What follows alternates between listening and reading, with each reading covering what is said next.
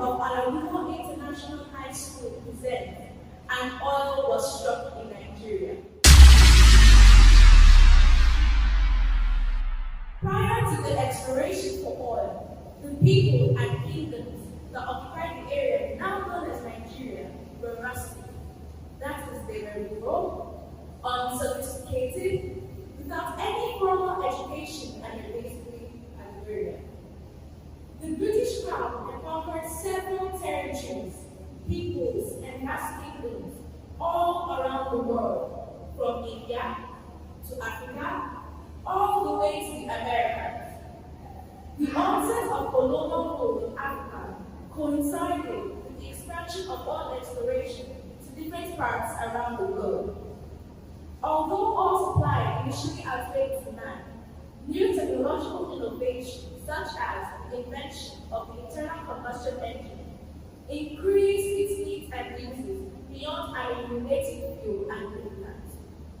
Crude oil was again needed as motor cars, oil-burning steam locomotives, oil-fired industries, and oil-based naval and merchant ships became more popular. Even if Britain relied basically on foreign oil for its industry in development, there were a number of futile attempts at the search for oil in colonial Africa by the British Crown. For instance, between 1918 and 1928, the British government spent a whopping £3,000 on a futile search for oil in Yasala in the present-day Malawi. To this end, it has been suggested that the British government did little to encourage the exploration of oil possibilities of Nigeria, and thus the initiative to start exploration work in the colony resided exclusively with the private British oil ventures. Small companies simply lacked the financial and technological resources to successfully explore for oil in the Nigerian environment. Only major companies had the required vessel. It would take the joint venture of Shell and Darchi 15 years and millions of great British pounds to finally achieve their goal. Even though oil exploration had begun in Europe and in the Far East long before the First World War, the search for oil in Nigeria officially started in 1903 when two companies, Nigerian Properties Limited and the Nigerian Development Exploration Syndicate Limited, commenced exploration for Bitcoin, coal, and oil in the Lekki Library region of southern Nigeria. Afterward, the third concession holder, the Northern Nigeria Exploration Syndicate, joined them. The activities of concession holders, that is, the companies that were granted permission by the British Crown in the area now known as Nigeria, were very limited.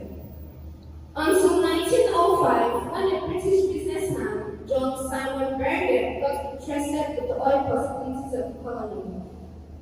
Bergen had had a lot of experience with oil exploration in Europe and established the first oil company to undertake serious exploration for crude oil and bitumen in southern Nigeria. The Nigerian Bitumen Corporation was founded in November 1905 and acquired concession of already existing companies. Thus, its concessionary area was then expanded to North Nigeria and the Lekki Lagoon area.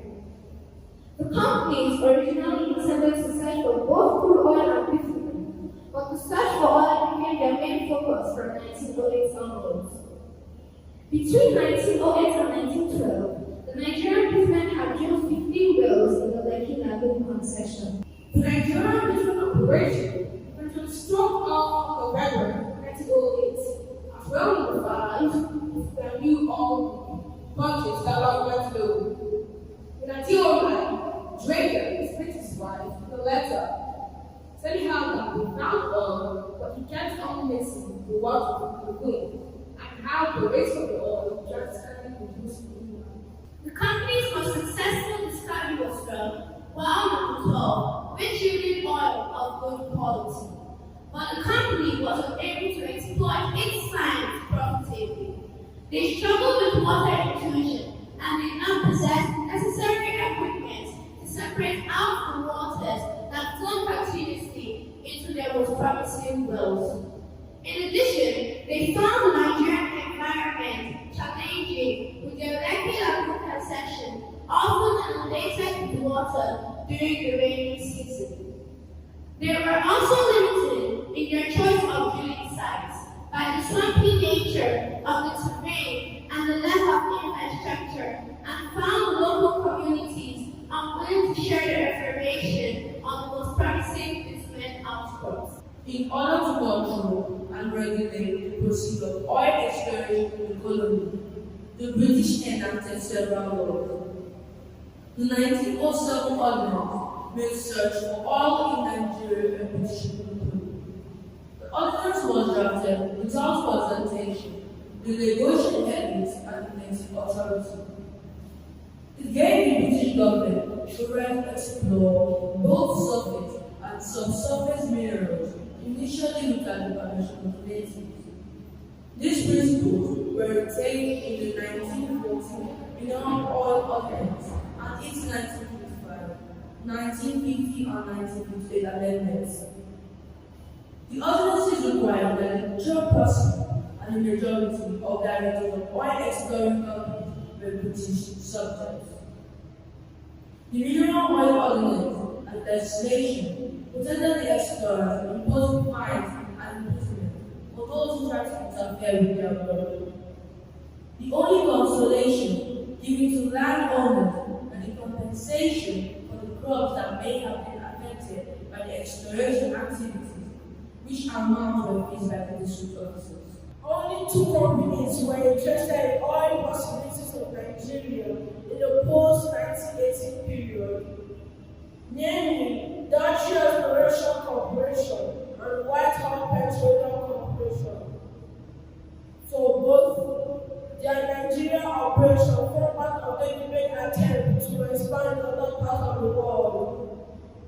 However, the operation would not last long, and by 1923, both companies gave up their hope of finding oil in Nigeria.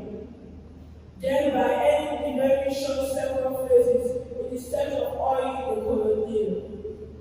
Due to several factors, including the outbreak of the Second World War, the colonial efforts to form the companies in 1941 that the government of Nigeria had agreed to the suspension of oil exploration operations.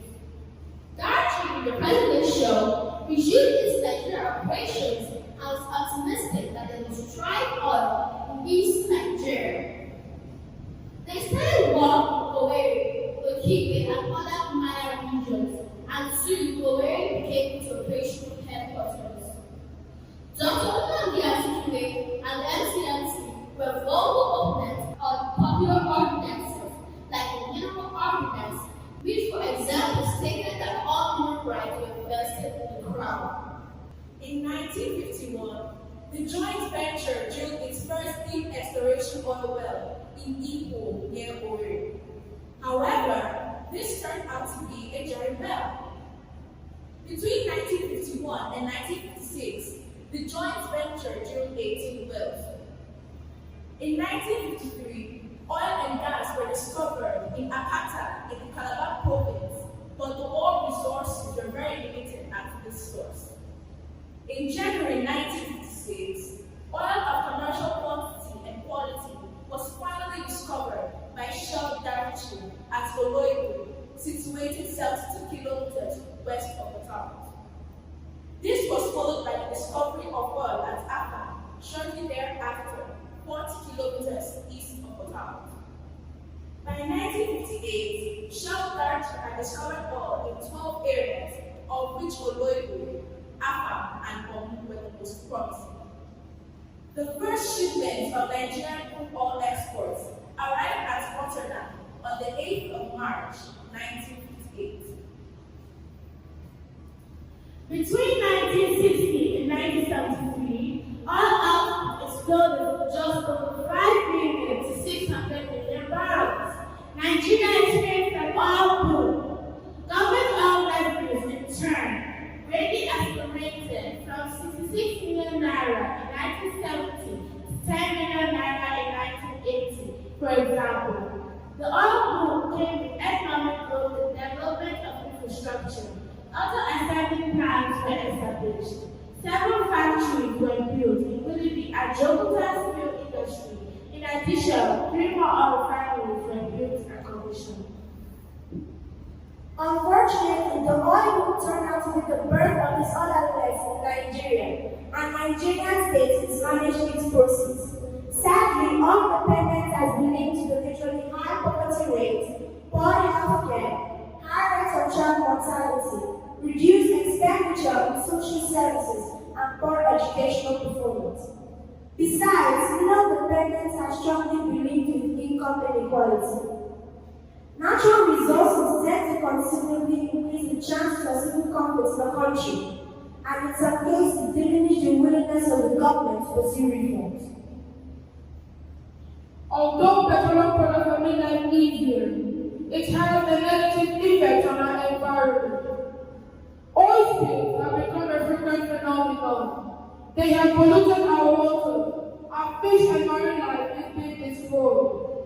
Our land, our soil, it is taking so long, for instance, on the part of the bureaucracy, for government to effect the crucial cleanup in the body land. Our crop barely have any yield. The ozone, even the air that we breathe is being contaminated, leading to various outbreaks of all kinds of diseases. Since 1960, Nigeria has spent an estimated amount of $600 billion in oil revenue. At the same time, Nigeria has the third highest number of poor people in the world, after China and India.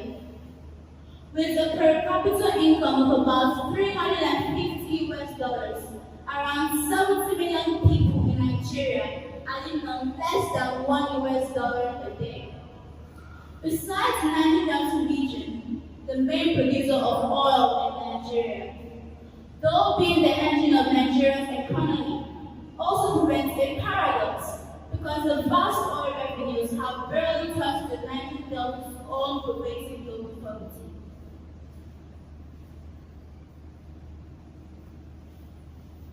There have been several predictions about crude oil running out. In 1914, the U.S. Bureau predicted that oil would run out in 10 years.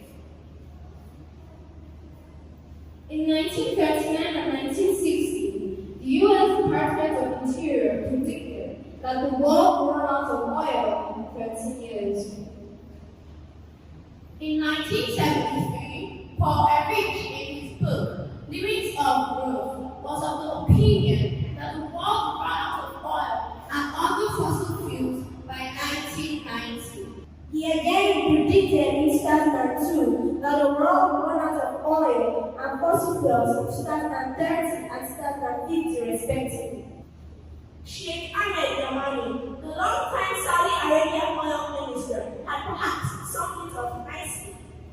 In his words, the stone age came to an end not because there were no more stones, but because there was a better alternative. So also, the oil age will end not because it no longer exists. It is not certain that the world's oil will dry up, but soon its value and usefulness will greatly diminish.